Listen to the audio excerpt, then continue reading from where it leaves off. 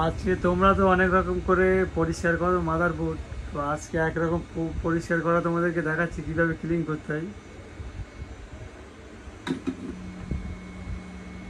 খুব সুন্দরভাবে আজকে পোকো M2 মাদারবোর্ডটা ক্লিন করা হলো।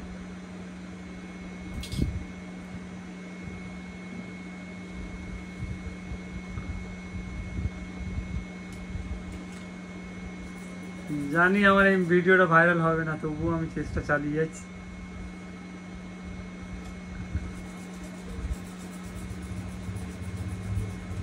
আর এটাও জানি আমার ভিডিও কেউ দেখে না ভালোভাবে,